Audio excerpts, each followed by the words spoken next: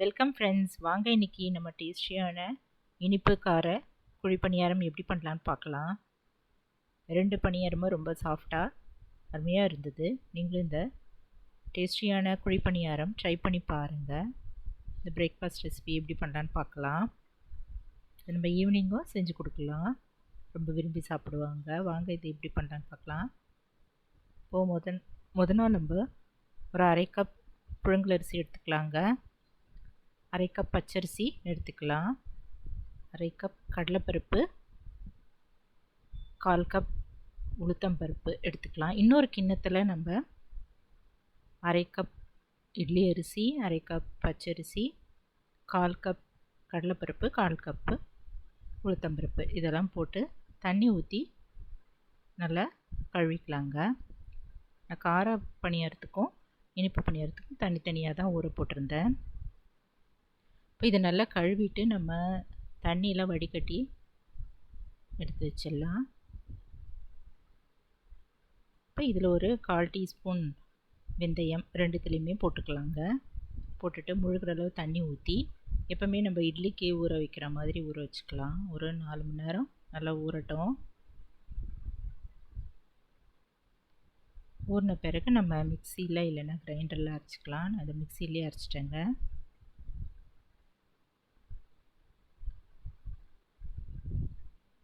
மூடி வச்சிடலாம். இப்போ நல்லா ஊறிடுச்சு. இப்போ நான் மிக்சி ஜார் எடுத்துகிட்டு இப்போ முதல்ல இனிப்பு பணியாரத்துக்கு நம்ம அரைச்சிக்கலாங்க.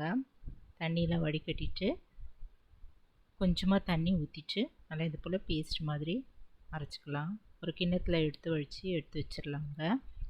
இப்போ கார பணியாரத்துக்கும் தண்ணி வடிகட்டிட்டு நம்ம மிக்சி ஜாரில் போட்டு ஒரு 4-5 வரமிளகாய் போட்டுட்டு நல்லா நைஸாக அரைச்சி எடுத்து வச்சுக்கலாம். இப்போ இனிப்பு பணியாரத்துக்கு ஒரு கொஞ்சமாக பிஞ்ச் ஆஃப் சால்ட் போட்டுக்கலாங்க. இப்போ கார பணியாரத்துக்கு நம்ம ஒரு 1/2 டீஸ்பூன் உப்பு போட்டுட்டு ரெண்டுமே நல்லா தனித்தனியாக கலந்துட்டு மூடி வச்சிடலாம். இது மறுநாள் தான் நம்ம ஊற்ற போகிறோம். கலந்துட்டு மூடியை போட்டு மூடி வச்சிடலாங்க. மறுநாள் பார்க்கலாம். மறுநாள் இது 2 மாவுமே நல்லா புளிச்சிருச்சுங்க.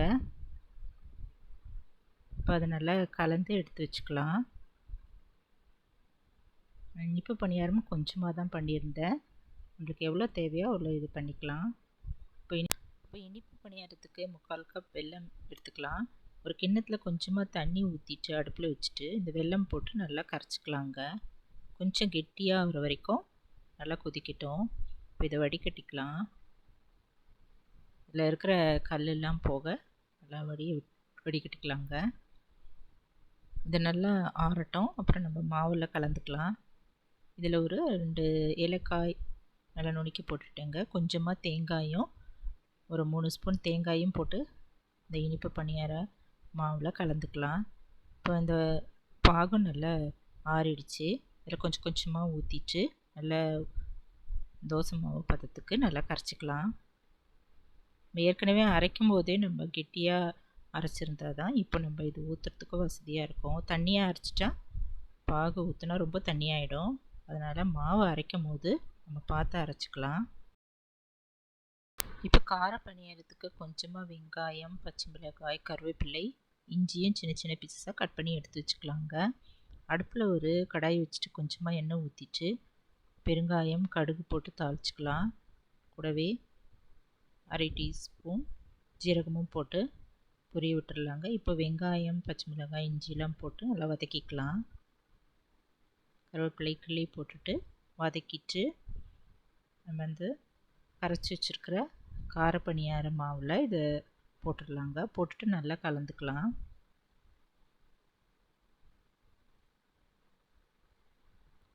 உப்பு போதுமானு பார்த்துக்கலாங்க. உப்பு பத்தலைன்னா கூட இன்னும் கொஞ்சம் ஆட் பண்ணிக்கலாம். இதுவும் நல்லா ஊற்றுற பதத்துக்கு நம்ம கரைச்சி எடுத்து வச்சிடலாம். இப்போ அடுப்பில் ஒரு பணியாரக்கல் போட்டுட்டு கொஞ்சமாக எல்லா குழியிலையும் கொஞ்சம் கொஞ்சம் எண்ணெய் தடவி நல்லா தடவிட்டு நம்ம முதல்ல இனிப்பு பணியாரம் ஊற்றிடலாம். ஒவ்வொரு குழியிலையும் 3/4 அப்படியே ஊற்றிக்கலாங்க. எல்லா குழியிலையும் ஊற்றிட்டு மேலே கொஞ்சமாக எண்ணெய் அப்படியே ஊற்றிட்டு மூடி வச்சிடலாம். நல்லா வேகட்டும். மீடியமாகவே ஸ்டவ் இருக்கட்டுங்க. வெந்த பிறகு நம்ம பார்க்கலாம். நல்லா ஒரு பக்கம் நல்லா வெந்த பிறகு திருப்பி போட்டுக்கலாம். இது உள் பக்கமாக நல்லா மாவாக இருக்கிறதால பொறுமையாகவே வேகணும்.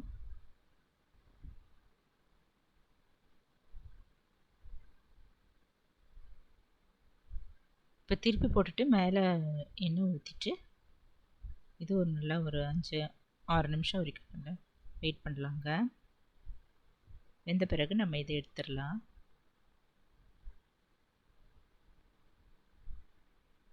இப்போ நல்லா வெந்துருச்சு. 2 பக்கமும் நல்லா செவந்துருச்சுங்க. உள்ள மாவு இல்லாமல் நல்லா வெந்துருச்சு. இப்போ நம்ம அதை எல்லாத்தையும் எடுத்துகிட்டு நம்ம தட்டில் எடுத்து வச்சுக்கலாம். இல்லை ஹாட் பாட்டில் எடுத்து வச்சிடலாம்.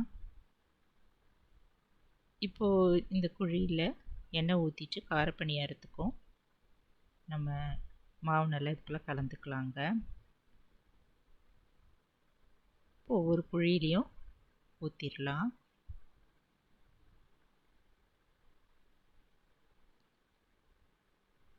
ஊற்றிட்டு எண்ணெய் மேலே அப்படியே எல்லா குழியிலையும் ஊற்றிட்டு மூடி வச்சிடலாம்.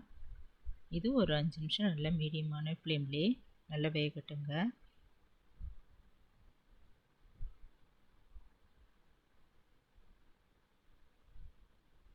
இப்போ இதெல்லாம் நல்லா வெந்திருக்கும்னு நினைக்கிறேன்.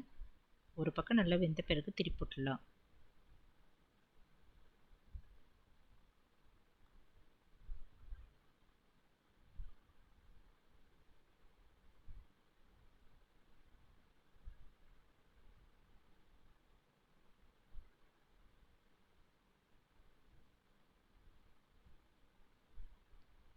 இப்போ இன்னொரு பக்கமும் நல்லா செவக்கிற வரைக்கும் வெயிட் பண்ணலாங்க. எண்ணெய் ஊற்றிட்டு ஒரு 5 நிமிஷம் அப்படியே இருக்கட்டும். இப்போ இந்த பக்கமும் நல்லா செவந்துருச்சு, நல்லா வெந்துருச்சு. காரக்குழி பணியாரமும் தயாராகிடுச்சுங்க.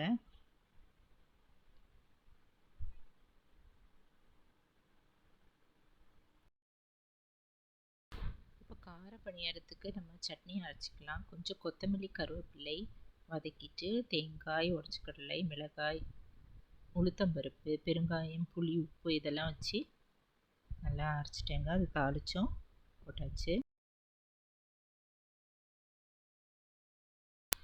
இப்போ இனிப்பு கார குழி பணியாரம் தயாராகிடுச்சுங்க. இது சண்டேஸில் நம்ம பண்ணி கொடுத்தா நல்லா பொறுமையாக எல்லாருக்குமே பண்ணி கொடுக்கலாம்.